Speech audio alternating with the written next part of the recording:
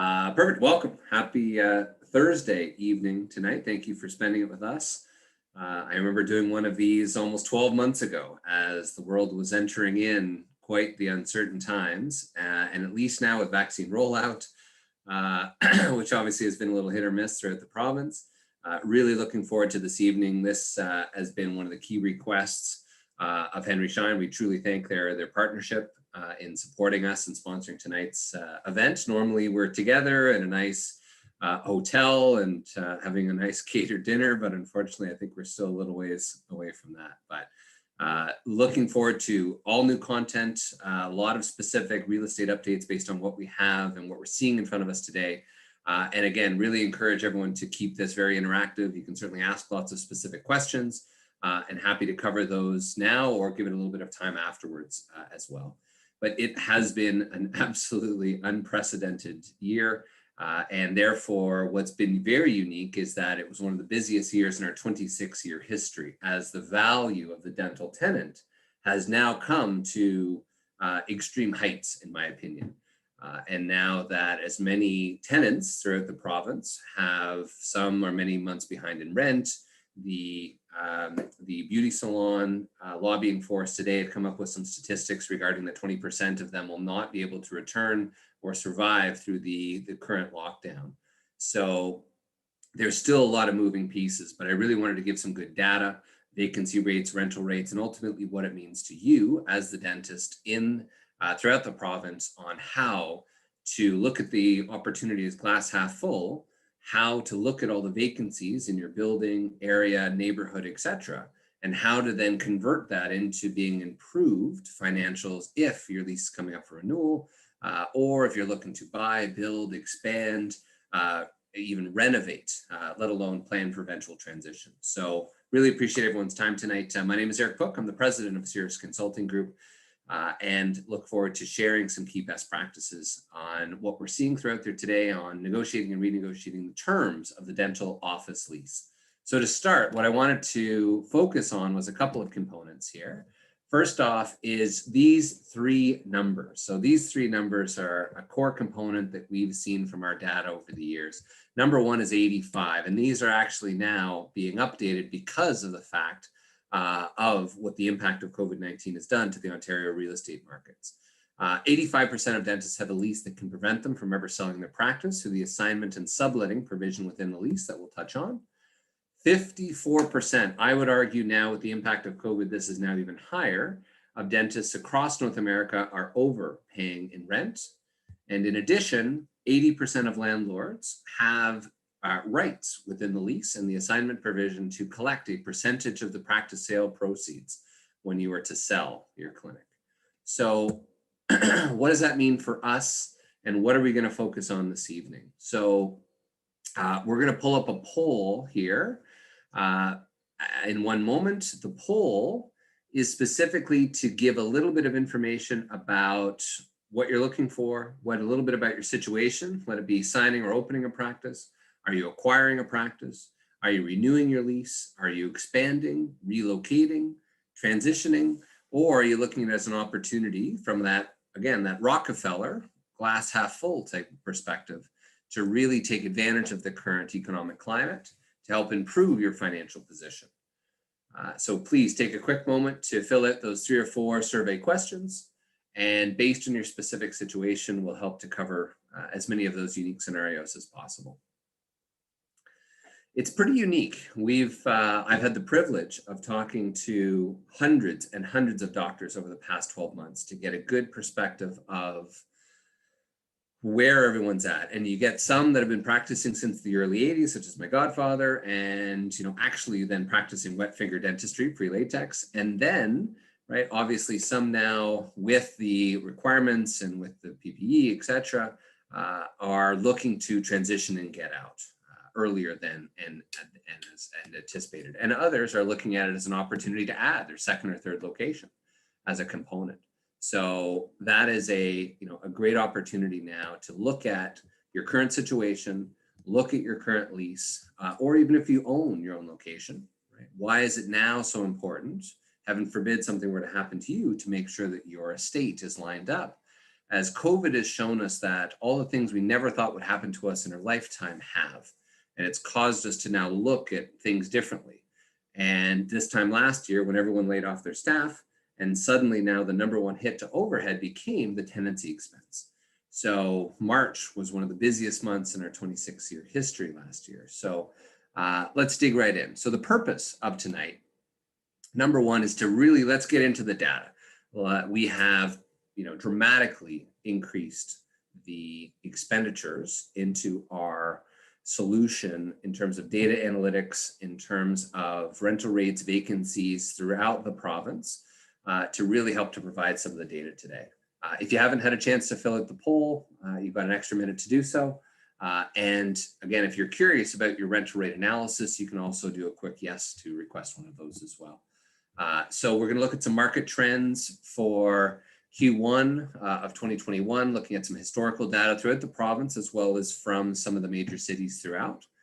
We're also going to be touching on the 7 main financial negotiables as it pertains to the upcoming lease negotiation, and some of the things we're seeing in some scenarios throughout the province today and some of the active negotiations.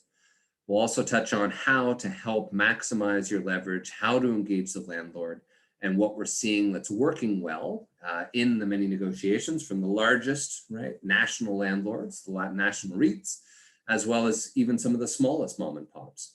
And look, the reality is that there's a lot of small mom and pop landlords, and some of the big guys are down dramatically year over year because a lot of the retail or retail heavy have taken a major hit. And a lot of individual mom and pop landlords, including some dentists that may have bought a strip mall or bought a unit or multiple units.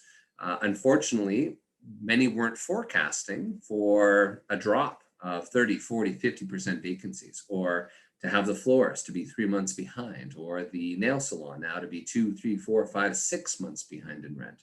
So it creates a very unique scenario where you, as the dentist, have the opportunity to be able to be an unbelievable tenant and gift to some of those landlords that may be suffering dramatically. And imagine them getting a phone call from you to say, look, I'm contemplating relocating, right? I'm looking for a new 10-year term with 2 5-year options. And can you imagine that landlord that would get a dental tenant with established clientele, high quality foot traffic?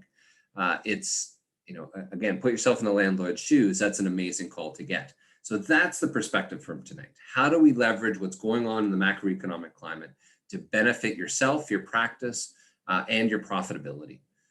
We'll also touch on some of the key core components and questions we get about, can we do dental specific COVID language now through the dental office lease? When should I engage the landlord? And what's some specific advice to help to negotiate in a post-COVID-19 environment? I say post, meaning that we're more post than we were a year ago. For those of you that aren't familiar with our firm, here we are, what we do. We were founded by dentists for dentists 26 years ago. We are the only healthcare specialized tenant representation firm of our kind throughout North America. So we're very unique in what we do. We've had the privilege of doing over 12,000 lease negotiations. And now we are truly the go-to, and thanks to an email that Stan Bergman sent out to all dentists as COVID ramped up, had us help the entire Henry Schein community, let it be rent deferrals, rent abatements, and we had webinars of thousands of people. So we've, dare to say, seen it all through this, including some doctors that got a default notice just for closing because of the provincial lockdown, just craziness. Again, I'd encourage you, for those of you that just joined, feel free to add any Q&A, questions, etc. And we're happy to cover those as we go along. One of the doctors, just a quick question here as we jump into the market updates. How would you consider opening a dental practice next to a pharmacy and a medical office? So that's a great question. First of all, the pharmacy would be very happy to see you. They're very happy to have the medical office right next door. So you'd have a very happy pharmacist, number one. Number two is there is certainly some supportive services and there's some convenience for the clientele. That's probably a good one that we can deal with on a one-off, but from my perspective now on the whole, I personally believe it's an excellent time to look at building out a first practice. We're going to come back to that shortly, or a secondary practice from that perspective, because of the value behind it. So let me circle back with you there, Doctor. In addition, market rate. So let's talk about it. So right now, market rate year over year is interesting. So what we're looking at here on the left-hand side, and for those of you on the phone, don't zoom and drive, but what we're looking at is market growth year over year. So obviously we've seen some significant years, 2-3+%, 17, 18, 19, now interesting 2020, right? Dramatic declines. And based on the analytics and the forecasting we have, we would assume in 2021, looking at in aggregate over the province, about a 3% reduction. But interesting, look at that. In the middle of 2021, we estimate a rebound as the shots get in arms, right? People get, landlords get COVID amnesia, and we're back to normal rates very quickly.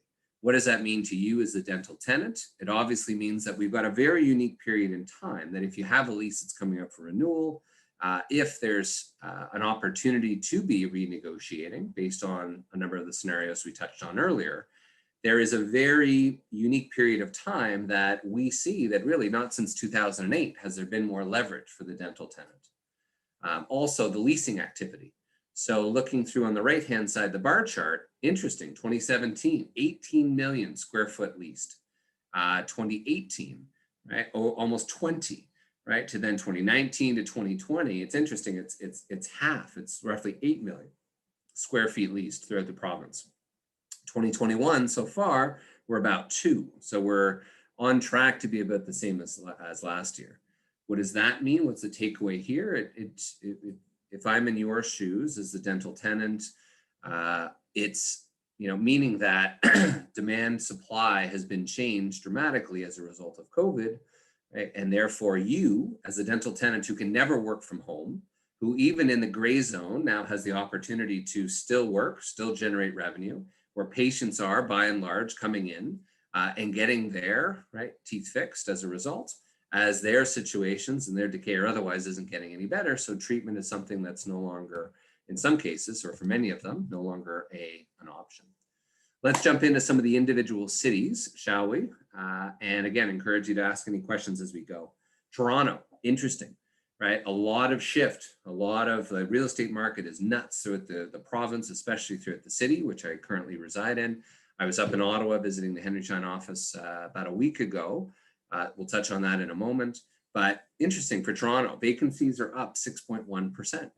Therefore, a lot of the businesses that were unable to survive through COVID now has created a unique opportunity where some family-owned businesses that had been in that beautiful corner lot with lots of natural light, Bloor West Village, whatever, right, now are becoming available. So what we're looking at here is a vacancy rate in orange, which as you can see has gone up dramatically through 2020. And the market rates, while they haven't necessarily come down, they certainly have leveled out. But it depends on the area, it depends on the specifics. But it's telling us now that there's a lot of things going in our favor. Here's the comparison for months on market. So months on market, very simply, is if you were to walk away and there was a for lease sign that went up in your practice, how long would it take for that landlord to fill that vacancy? And on average now, you can see it's gone from 6, 7, 8, now to 9+ months. So the value that you have, if you were to say, hey, you know what, I'm packing up my chairs and I'm moving across the street, on aggregate, it'll take the landlord over 9 months to fill that space, right? That's 9 months of your rental income. Take your rental income, multiply by 9. That's the value that the landlord has, the pain that they would feel if you were to walk away, okay? Leasing activity, just like the province, right? Fairly standard, between 9 to 10 million to 12 million, right? Dramatically decreased to 20, and 2021 has certainly not rebounded yet. Scarborough, right? Similar example. Janet joining us this evening, great support in the East End of Toronto. Here's a great example of seeing vacancies that are increasing, and we estimate to continue to increase. Rental rates, right? We assume are on a bit of a downswing. So again, if your lease is coming up in the next year or two, maybe even 3, might be a good opportunity now to talk about to the landlord, especially if there's a number of vacancies or there's an immediate need for them to help secure long-term leases. Maybe their bank is starting to call the loan. Maybe they're very concerned. Maybe they're behind on their mortgage. Right? We don't know. But right, you as the dental tenant who's never missed rent, right, and fix your own plumbing, etc., right, have a lot of leverage. North York, for example, for those in the north end of the city, in the essence of time, London, right? A little more extreme as we've seen through 2020, right? Dramatic decline in market rates, right? And now based on forecasts and initial estimates for 2021, we're seeing the vacancy rates increase, right, to a much higher percentage, almost doubling some of the vacancies. Ottawa-Gatineau, my born and raised, right? Interesting, right? Through 2020 really hit high for high vacancies, going from about 3 up to about 4.8, right? Rental rates, government town, high tech, a little more stable, but don't forget, a lot of the high tech firms are remote, a lot of the government's remote. That, in my opinion, especially in Ottawa, is going to have a significant impact to long-term commercial real estate demand. Some businesses, the Facebooks or otherwise, they're gone, and most of them have said they're not coming back. So if they're not out of their leases yet, I foresee that there's going to be a lot more vacancies in those sort of IT type of buildings, or even some of the locations where my dad opened a practice in 1974 in Ottawa, right, that would have some significant impact to today. Kitchener, for those of you in the Tri-City, right, similar metrics. And again, here's some specifics for those of you in a rural areas. Here's one I pulled from Erin, Ontario. And as you can see here in red, I know it's very small, but the last 12-month lease activity is down over 40%, 40% reduction year over year. Months on market is upwards of an additional 2 months, right? And market rents in this particular case are going up slightly, but again, there's a lot of moving factors. Another example of a building report here throughout North York. This is just a good example to say of the amount of data we have available to us in terms of leasing activity. We can see what others have leased out at or what it's been listed at in those areas, in those neighborhoods. So when you go into your next negotiation, go in with all the ammo you need, including, right, what else has gone on in your building, area, neighborhood, etc. And we have not only this industry data, but we also have all of the thousands and thousands of negotiations that we've done throughout the province over the past 26 years. So we have that as great local data. So as we go back to the landlord, we've worked with them before, right? We can be able to say, look, here's what you agreed to at XYZ on the corner of walk and don't walk. And we want to include similar provisions to reduce relocation clauses, demolition clauses, which has now become a bit of an epidemic throughout the entire province. Back to the data, as a benefit to those who have attended this evening, if you are curious about the local rental rate analysis and your building report, feel free to email us, for those of you by your computer or smartphones, of course, with the Zoom, but you can email us at info@cirrusconsultinggroup.com, and we can certainly schedule a quick rental rate analysis to look at what you're paying, what the market is, what some of the indicators are showing in your particular space, and to see what that might mean for your upcoming negotiation. Again, any other questions, feel free to post through Q&A and as well through the questions. The perspective, one quick question here, what sort of data is important for the upcoming lease negotiation? So that's a great question, Doctor. A couple of things at a high level. Number one is looking at what the current situation is with the building, meaning how many vacancies, who's moved in, who's moved out, and a little bit about who the landlord is. We have access to title reports. In some cases, we can even see the mortgage of the landlord. And therefore, that might be a good opportunity to figure out when that's coming up for renewal and what that might mean to the landlord, what the tenant mix is. And then in terms of some of the aggregate data, we've got a lot of good demographic information that can be helpful. Also looking at some of those that looks at an availability report in terms of what's available. Doctor that may want to open a new location, the Kingsway, for example. What's available, what might be coming up in availability. And with all the redevelopment, we luckily have a lot of landlords that reach out to us that specifically say, Eric, John, etc., we're looking for a dental or medical tenant to come into our new building. Who do you have that might be available? They then, right, may be able to avoid some of the brokerage fees, and they're able to secure a high quality medical dental tenant. So a couple of key things that a lot of doctors, unfortunately, throughout the province of Ontario have overlooked through the lockdown, the shutdown, and the impact of their practice. Number one is alterations. So ask yourself, did you bring in a contractor? Did you make any changes to the physical space through the COVID-19? Did you cordon off any operatories? Did you change any of the walls? Did you change any of the airflow, for example? A lot of doctors did, of course. But if you did, the next question is, did you get the landlord's consent? And more importantly, for those of you following along looking through your lease agreements, in the alteration section, did you or were you required to get prior written consent from the landlord? The reason for asking is we've seen examples where doctors did not receive the proper approval by the landlord, and then that suddenly, without the doctor knowing it, changed the airflow that then impacted certain aspects for fire code. And because they cordoned off a few of the operatories, right, had a lot of unintended consequences. So be very cautious if you made some changes to the space. First of all, in the future, please, if you're about to invest $1 into your practice, flooring, paint, etc., please don't do so without looking at your lease. Landlords love to know that you just invested $60,000 to make improvements to your space.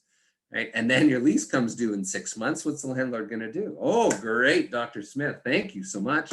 You're not going anywhere. You just invested $60K. Right? So suddenly you've missed out on a dramatic opportunity to potentially have the landlord pay for some, or in some cases, all of that tenant improvement allowance. Now, of course, every specific situation is unique, but you get my point. Be cautious before making an investment into what becomes a fixture and therefore an asset of the landlord. Please have your lease professionally reviewed first. Number two, another big mistake that many did, if you did receive any rent deferrals or rent abatements from your landlord, the next question is, was it properly done in an amending agreement? And if so, what was in it? We saw an example which was just sickening to see. In exchange of a doctor, I won't mention the landlord or the doctor, of course, but in exchange of asking for a 1-month deferral from April of 2020 to move it back a year, right, to April 2021, just to defer 1 month, it's not abatement, just to move the monthly payment. The landlord sent back a 7-page lease amending agreement, which hidden in the fine print had a personal indemnification, basically a personal guarantee for the doctor. And number two, had also snuck in a demolition right just for asking to have a little help as we had the provincial shutdown. I get pretty passionate about this, as you can imagine. And therefore, what I hate to see are a doctor that may be taken advantage of or sign something before they truly understand the impact, or not expanding or leveraging their current situation. So if you have not been or got or received a proper amending agreement, or you did, certainly very important that you review it, have it professionally reviewed, and really understand what else might have been in that. And if not, my concern would be if you just had some text messages with the property manager that said, yeah, you know what, pay me when you can, contractually, that means that you were supposed to make a payment and you didn't. Right? And while you paid a month later, or maybe you paid a few later, the problem is that depending on your default provisions within the lease, if in the event that the landlord did hold you in default, that could prevent you from renewing your lease, that could prevent you from selling your lease. And depending on the notification, you might not even be aware that the landlord is currently holding you in default because of some of the issues or the cash flow challenges you might have had waiting for government incentives or help, right, as the world went through craziness throughout the province. Okay, so obviously, look, the lease is very important for a variety of factors that we'll touch on here shortly. I believe we had some additional questions. How many months rent deferral on average when signing a new lease? That's a great question. We'll touch on that in a moment. Another couple of questions here. My lease mandates, I use the landlord's suggested trades for my, I believe that's a build out. For my office expansion, my preferred contractor is threatening to walk away. Any suggestions? So that's a great one, Doctor. So the net of this is the landlord is forcing the doctor to use their own contractors for the build out, expansion, etc. That, as you can imagine, there could be some benefit to the landlord financially or otherwise, or kickbacks, or who knows. Unfortunately, it's just one of the dozens and dozens of things that you want to get, if it's important, you want to have reviewed and at least proposed to improve or give you the option to bring in your own trades as a result.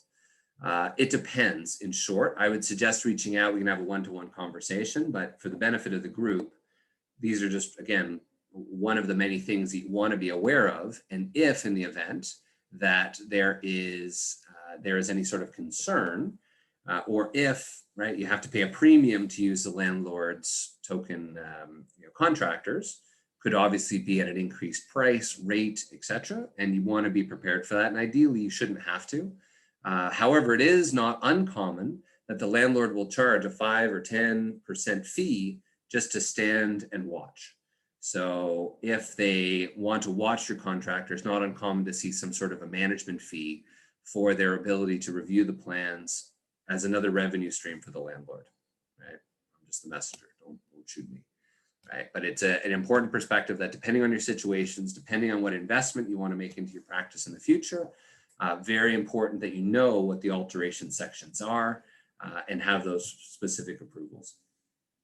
To the doctor that just asked the previous question about what and how many months of rent deferral on average, if you're asking about deferrals through COVID, it completely depends. A lot of doctors, it was 0. A lot of landlords asked for financials. What a great strategy this was. So raise your hand if it happened to you. You don't have to raise your hand virtually. If you asked for help last March or April, and the landlord wrote back and said, we've had an overwhelming request. Please send me a copy of your last 3 tax filings and your bank statements and all your recent financial statements. And you said, whoa, I'm not doing that because I don't want the landlord to see that. I had a pretty good year last year in 2019. If that happened to you, first of all, that was a great strategy from the landlord because that took the request from 100 down to 50, maybe even down to 25 people. Now, the concern there is that if in your lease, if you had a requirement that would allow the landlord to request for financials at any time for any reason, and if you did not respond in kind within 15 days, then that might also hold you in default of your lease. So that's a document requirement provision within the lease, some that we really don't talk about a lot, but the landlord could have that over your head if they did ask for financials and if you did not proceed to send them to them. So back to the financials, other financials now, the actual financial terms of the lease. There's 7 main financial ones that, depending on your situation, some will be applicable more so obviously for new starts or expansions into the adjacent suite, but let's touch on them on a high level. First of all, the way to look at the negotiation, the way that some of our software works is think of them as valves on the wall. If you turn one up and you turn one down and you turn the other one up a little bit more, what can get the maximum amount of water to go through those valves? In this case, dollars. What can help to save you the most amount of money, not only month 1, but year 5, 10 years, 15, 20 years down the road? What can help to maximize your financial savings? So, number 1, base rent, goes without saying. Right? Base rent is important. Is it the most important? I'd argue that annual increase, which could potentially go up 2, 3, 4, 5% per year every single year. And depending on your lease, in the option to renew, you might have a clause that states that it will go up again, right? Or it will never have an opportunity to go down because of the way the original lease was set up. Depends. right? Number two, annual increase. So even a 0.5% reduction could potentially save you tens of thousands of dollars over the next 5, 10, 15, 20 plus years.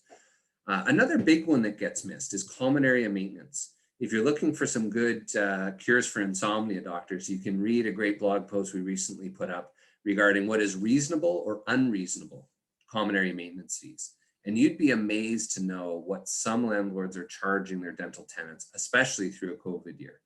They might be charging brokerage fees or legal fees for all the other vacancies in the space. Why are you paying because there's all these vacancies or that they're going after other tenants? Are you paying for things that aren't benefiting your space? Right? And if so, is there a cap on those annual increases? So some of the things we've had some success with is helping to put some exclusions, helping to separate what is reasonable and unreasonable as it pertains to common area maintenance, right? And therefore helping to restrict how much the landlord can charge to the tenant. Also, there's things of amortization period. So if they're doing a roof or parking lot, perhaps there's a way of spreading those out over a longer term. Fixturing. Fixturing is a key one where fixturing, if you are about to build out a practice and you're fixing it up, it is the period of time between the time you get the keys of possession to the time that you are in and working, or the commencement date of the lease. Usually it's whichever one is sooner. So depending on the situation, it's hard to give averages, but it's not uncommon to see some landlords give 2, 3, 4, 5, maybe even 6 months worth of fixturing, depending on, is it a new start? Is it a brand new development, right? Are there still shovels in the ground? There might be a whole lot of components there. That's where some of the COVID specific language is. So in short, no, we're not rewriting a lease because of COVID, but there are some success we're seeing in many new starts or expansions that if we have a third or fourth wave, God knows, God forbid, but if we do have some other wave and that delays supplies, materials, lumber, whatever, right, we either have a termination right to walk away from that new start, or we have the ability to extend. Maybe there's a payment back from the landlord to the tenant. There's a whole lot of components there. Free rent. Free rent is, of course, pretty self-explanatory. After commencement, after you've started work, or after you've renewed a new lease, for example, perhaps you missed your option to renew deadline. That means you have no legal right to stay in your space, and your remaining 5-year options have now become null and void. We're going to touch on that in a moment. But for some, by renegotiating or going back to the landlord to say, look, I don't want just a 5-year term. I don't want to relocate. I don't want to stay home. I was home for a month, 2 months. I'm not ready to retire. I'm ready to commit to another 5, maybe a 10-year term with 2 5-year options, because you want to give your buyer enough term that when they go to RBC or otherwise, they can get a 10 or 12-year amortization schedule. And unfortunately, if there isn't sufficient term, there's not enough for the buyer to have for the continuity and predictability of revenue when they buy your practice.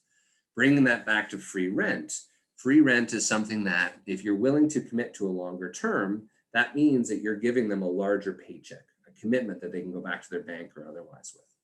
Free rent is something that we've seen some pretty incredible stories from some very unlikely landlords that in some cases for each month that we renewed the lease for, each year that we renewed the lease for, we got a free month.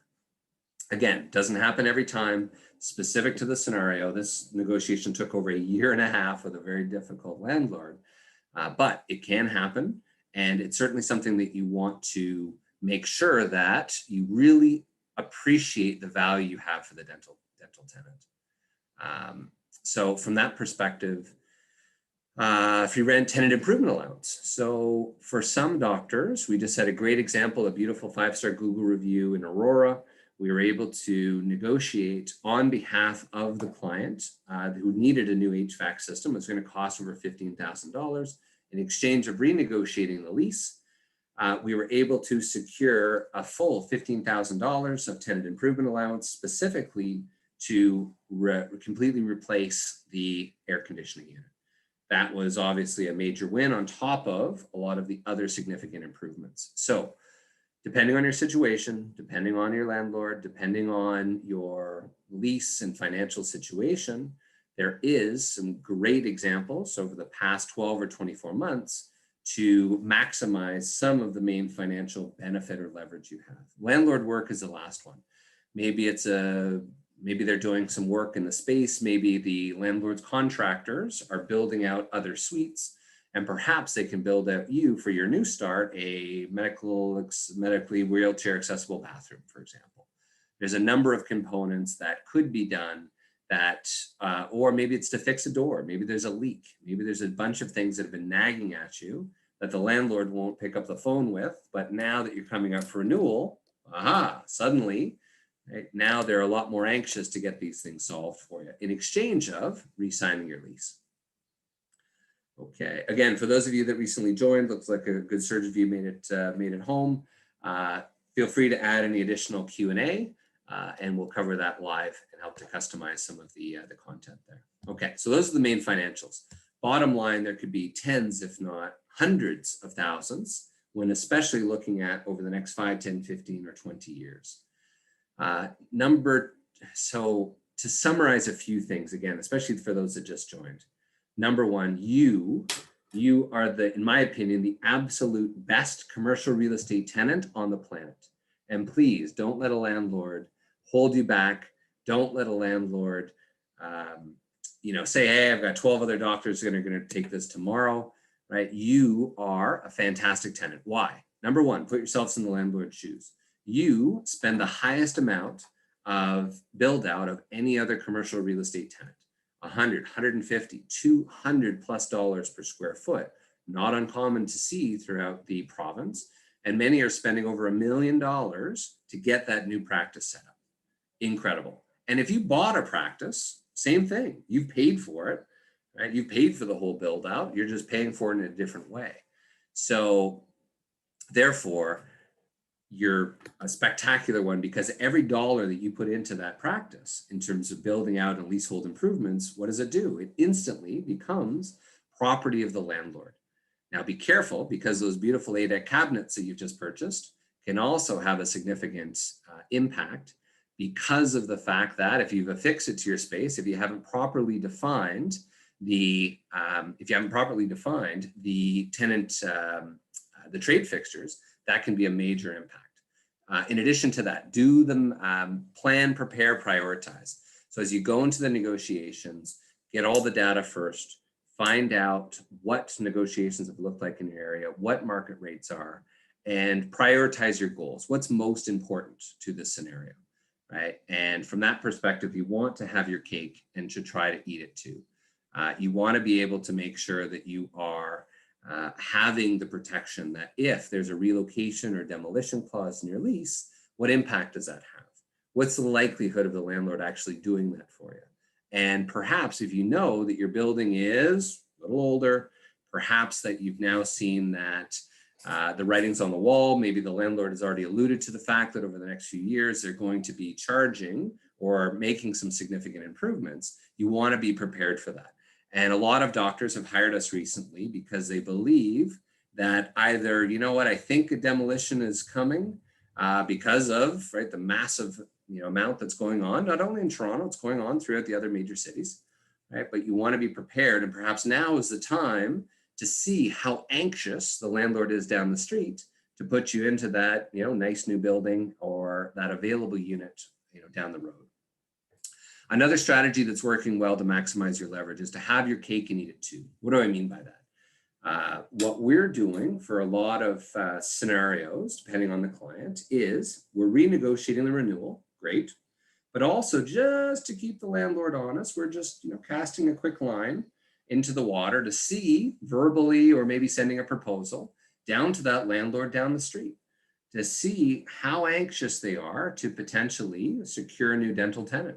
And we had one example recently of a client, you can see it from our Google reviews. We were able to secure them $283,000 in tenant improvement allowance because that new landlord was just desperate to secure that dentist. So the doctor that wasn't contemplating relocating, right, received a deal she couldn't refuse. Fantastic review. Feel free to see it on our Google review page.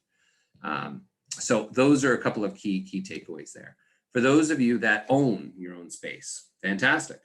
Right. Some of you called and said, I wish I didn't because cash is king now as we're coming out of the far side of this. But buying versus leasing. A couple of things at a very high level. Number one is if you own your own unit or you own your own building, right? Ask yourself, what is the state of your estate? Meaning that if, for example, you are now coming into a scenario where you might be looking to sell in the future, right? Or heaven forbid, something were to happen to you, who owns what? Who owns the real estate property? Number one. Number two is who is now responsible for the specific details of the practice. So for example, is it a PLLC that owns the practice? And if so, is it yourself and your spouse? And then who owns the practice? Is it yourself? Is it yourself and a nephew? Is it yourself and a partner? If you were to pass away, now suddenly you've got your spouse that owns the building, you've got another entity, partner or otherwise, that now owns the practice. There's a few examples that I've been involved with that it's been an absolute nightmare. A partner passed away, and now suddenly there's a massive amount of influx and infighting between the family. And bottom line, if there was a proper lease in place to separate the two entities, it would have given clarity, right? The practice could have been sold, right? The landlord or the family could have retained the passive form of income, and it would have been clearly defined. Another big one is, let's say you own 100% of both. Ask yourself, are you paying with the same credit card to fix the faucet as you are to buy sundries from Henry Schein, for example? So from that perspective, if in the event that you have amalgamated your expenses into one and you haven't separated those from your real estate company, or it's in your name personally, or you haven't separated that from your practice, if you're looking to sell your practice, right, and the group at tier 3 or otherwise will attest, it becomes very, very difficult to show the profitability or to sell the practice and maintain ownership of the building when you're now, right, you're now trying to separate what those financials look like. That's a major red flag. What's the solution? Have a properly structured lease set up to separate those two corporations. That's good for taxation. Of course, you want to be based on market rent. You don't want to be overinflating rent one way or another. That's a red flag. Number two, that's a major importance, is to help ensure that you have then protected yourself from any sort of liability. What happens if such and such happens? Also, how are you going to pay yourself if you were to sell? Do you want a triple net lease? Right? Do you want a modified gross lease? There's a wide variety of scenarios to help aid and protect yourself as a result. And then also to increase the value of the building, increase the value of the practice. Those are 3 or 4 components that are certainly very important to think of because, right, again, unfortunately, some have, with the impact of COVID, have caused themselves to have to sell early or unfortunately have passed away. And that lease is a critical component as to what survives and who is responsible for what. I'm using a lot of hand gestures tonight because I'm on camera, but trying to replicate what we do on site. Now, to finish off on a few components, a lot of questions about how do we structure post-COVID-19. So this is a great one to look at or take a screenshot, for example. These are a number of components that we look at through the review of the dental office lease, and also some of the things that we focus on as a result of the pandemic. So to answer your question, are we creating a new pandemic lease? No, right? It's still the standard form. However, there are some specific components that because of the impact of the pandemic, we've made some changes or some improvements. Alterations we touched on, fixturing, termination language. In some cases, some doctors, just for asking to sell their practice, the landlord has the right to terminate the lease, full stop, and give you the same notice as to when your practice was about to close, right, is when the landlord could terminate your lease through the assignment and subletting provision. In addition to that, continuous operation. This is another big one. Some clients in the eastern part of the province were in a strip mall, an enclosed strip mall, just because they were closed. This is the first week after the provincial shutdown. They received a nasty letter from the landlord stating that they were in default of their lease, and here are all the nasty things the landlord was going to do. So that was through the continuous operation clause. If you're not aware, That could be a major reason why you may not be able to renew your lease, because if you are required to be open and lit and staffed between the hours of 9 to 7 p.m. Monday through Saturday, and you are not, then there could actually be a penalty or a specific fee that you would have to pay back to the landlord if you are not open and lit and with merchandise in the window. Again, why? Because the lease is written as if it's for a candy store, not for a multi-million-dollar dental practice. Demolition clause, we touched on death and disability. Surrender, be cautious. For those of you that might be thinking, oh, you know what, oh my God, this is too much, Eric, I just want to walk away. It might not be that easy.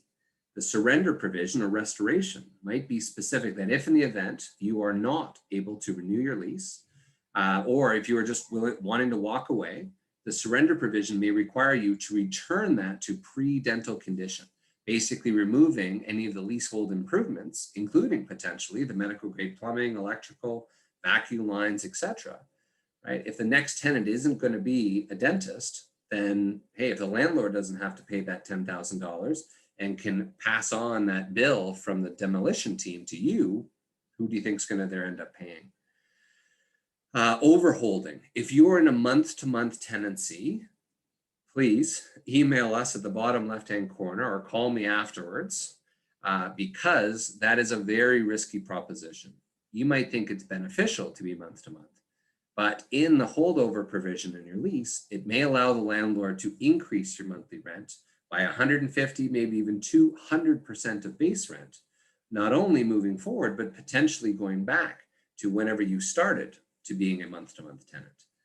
So I would encourage you to certainly be aware of the holdover provision. Bottom line, what's important? Typically don't be month-to-month. It's to your advantage and the landlord's to have some sort of a term, even a short term, than being in that month-to-month benefit. Again, if you were to walk into your office tomorrow, there's a brown envelope that stated you have 30 days to either be relocated or to be out of your clinic. What would you do? Who would you call? And call Janet at Shine to say, hey, I need some help.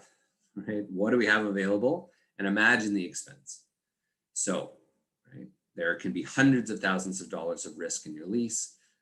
And unfortunately, in some cases, it's just been COVID that's caused us to suddenly, dust off the old filing cabinet, dig it out, and to find out what impact that has. All right. So as we wrap up here, here's one clause, just one, that we're going to touch on this evening. And take a minute. Here's the highlights. Have a look at specifically why you think these highlighted sections are a problem. Let's take a quick minute to read through.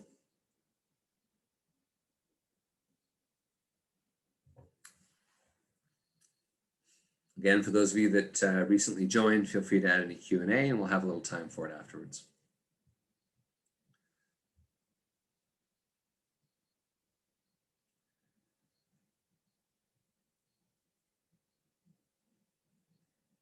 Okay.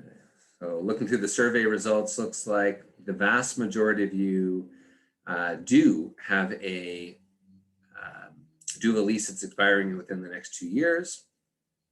And looks like the majority of you also requested a rental rate analysis and or review. Okay, so have a look at what we see. So this is found in 90% of leases, 9-0. Typically it's stuck somewhere in the middle or towards the end of the lease, perhaps even in an appendix. So it states here, provided that Dr. Joe Black shall remain as a tenant, and if the tenant duly and has regularly paid its rent or performed its covenants and obligations under the lease and has not been in default. There's two things here. Number one is provided that Dr. Joe Black is tenant. That means that those options are only good for Dr. Joe Black.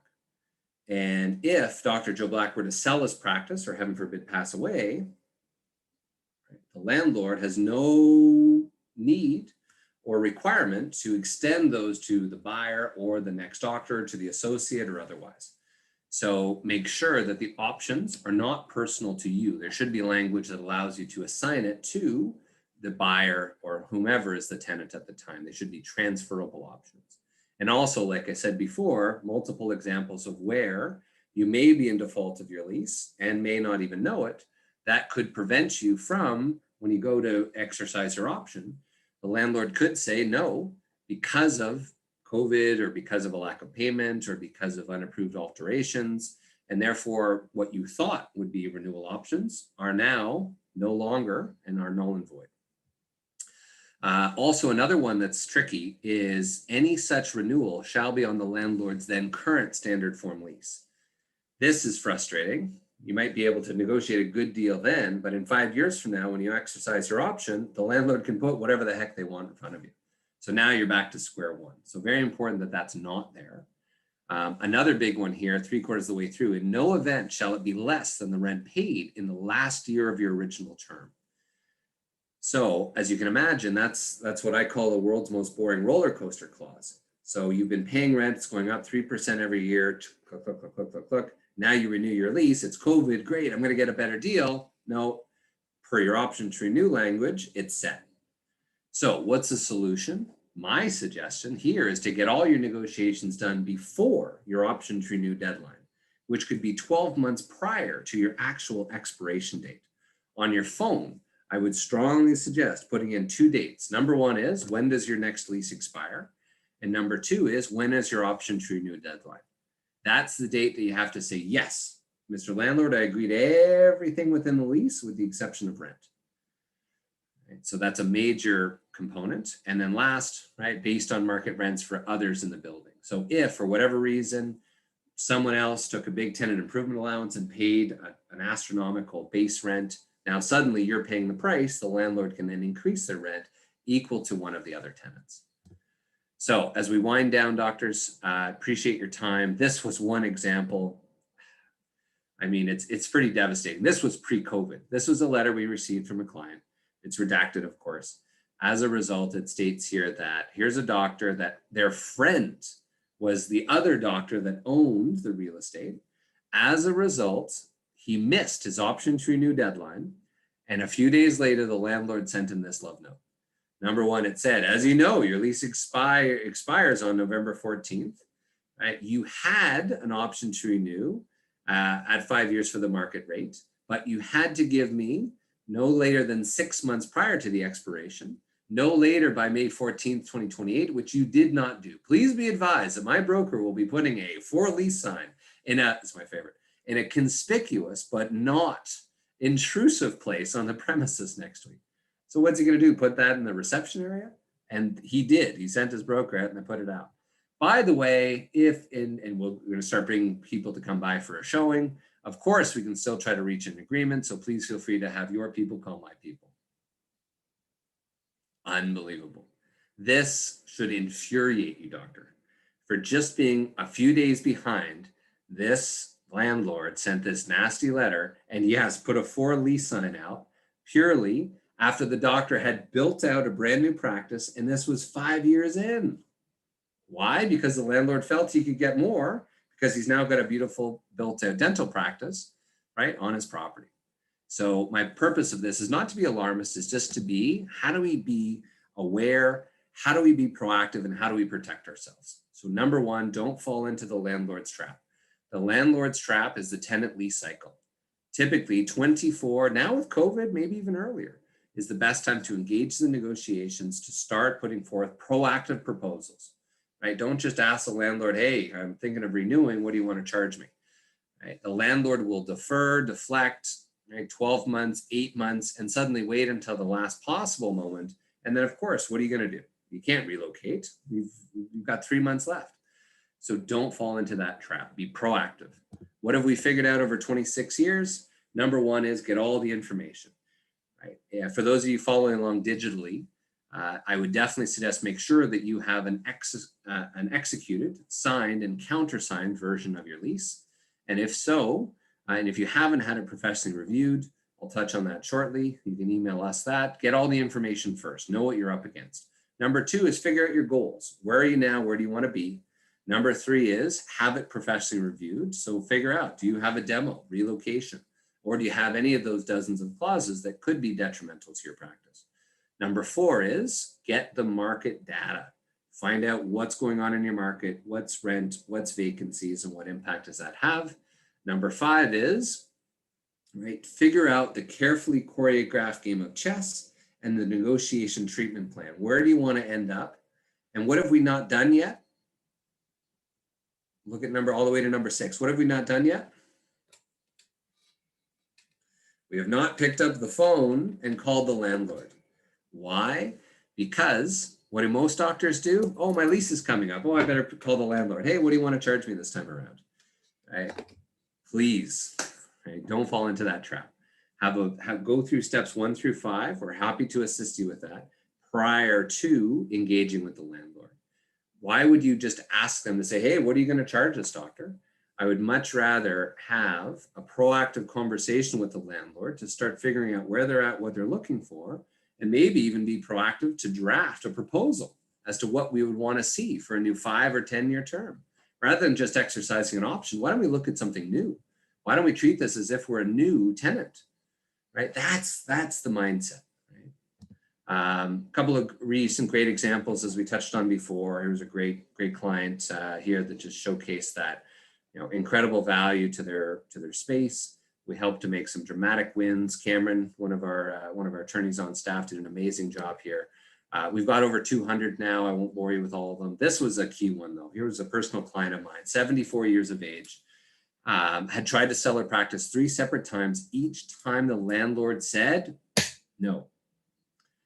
She, at 74 years of age, was therefore forced to relocate her practice. She then hired us. We moved her 10 minutes north, and we were able to get the landlord to cover 100% and do all of the build out for her just because they wanted to secure the dental tenant.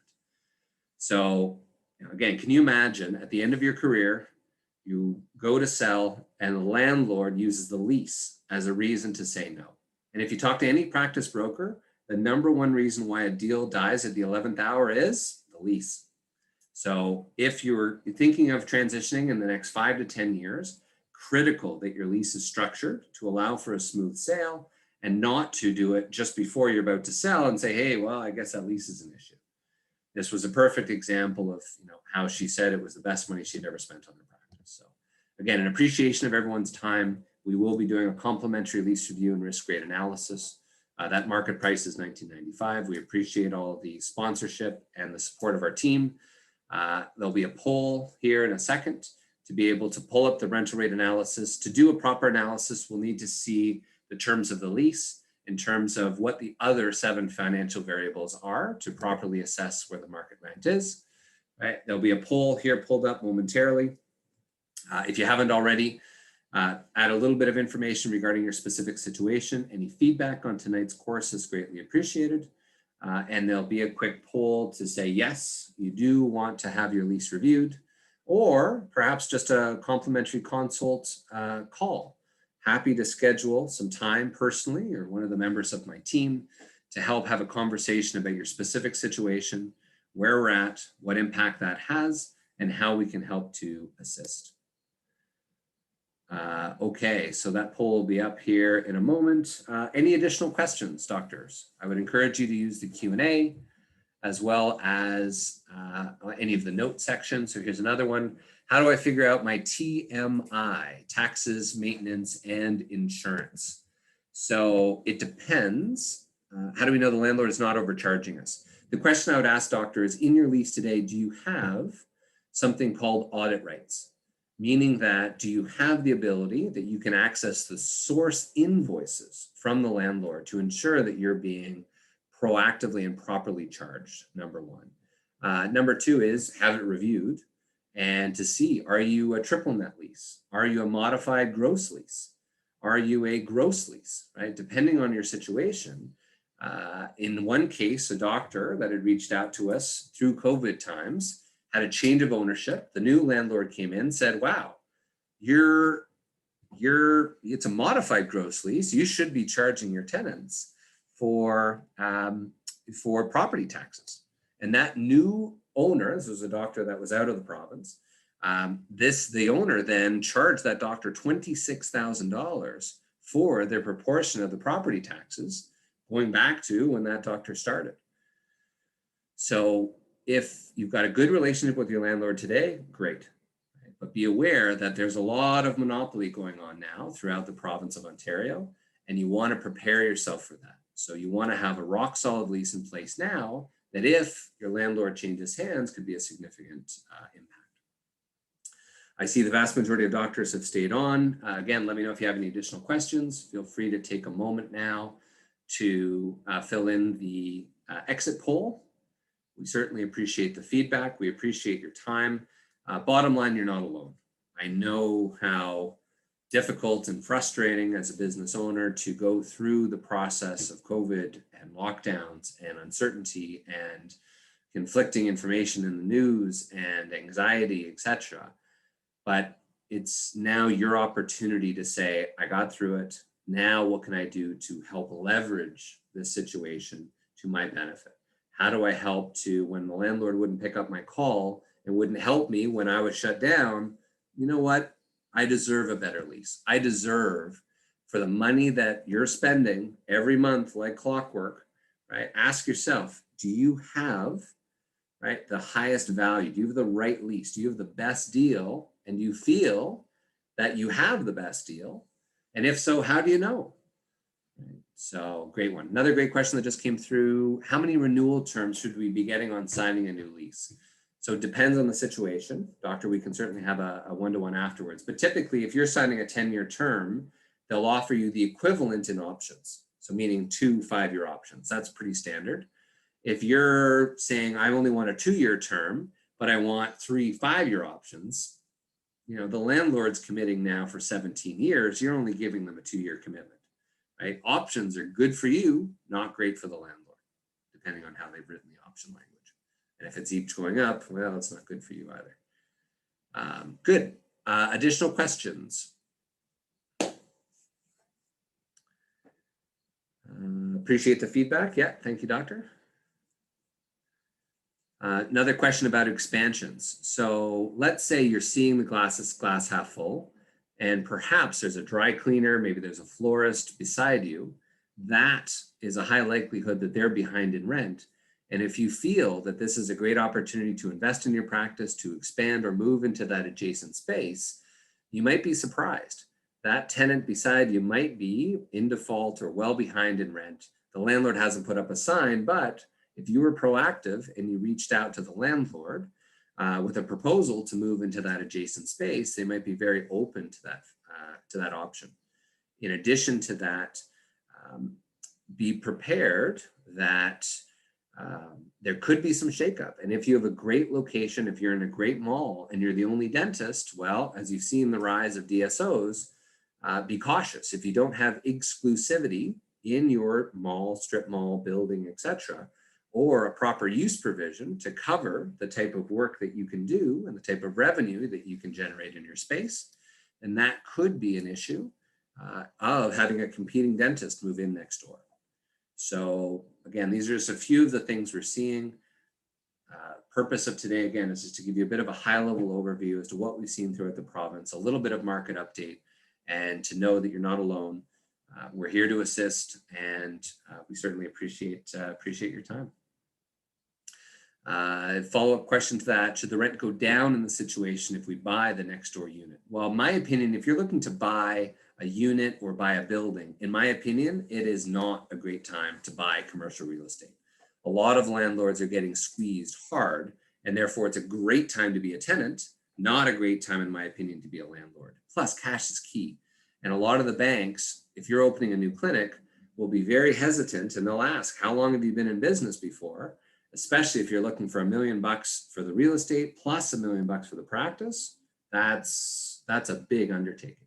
So my suggestion would be is focus on having the flexibility of a lease and perhaps negotiate a right of first refusal. So maybe you can move into the adjacent space, or a right to purchase potentially, being able to buy the building or the unit if and when it becomes available in 5 or 10 or 15 years down the line. Lots of ways, again, to try to have your cake and eat it too. Perfect.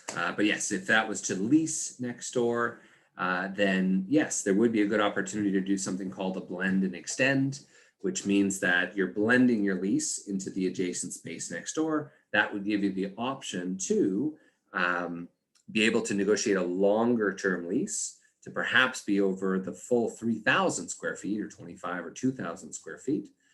So yes, there's a good opportunity now with being a larger anchor tenant. That again means more leverage in the eyes of the landlord. Whew. Great questions. I appreciate everyone's feedback. I appreciate all of you that made it through. I see a lot of very, very friendly clients and past clients and otherwise. So I appreciate everyone joining. Any additional questions, ladies and gentlemen? Okay, on that note, again, my name is Eric Pook. If you do have any immediate concerns, I always, as a courtesy, happy to answer any additional questions before my toddlers or newborns are running around here in the background. But definitely there's my direct line directly to this phone, as well as the toll-free number, as well as the email. Happy to circle back. If you do have any specific or urgent notes, please note urgent. We'll prioritize those in the subject line if you're month to month or if the lease is coming due soon. And looking forward to working with you or at least having an initial conversation. Appreciate everyone's time. Thank you very much and have a fantastic evening. Thanks, everybody.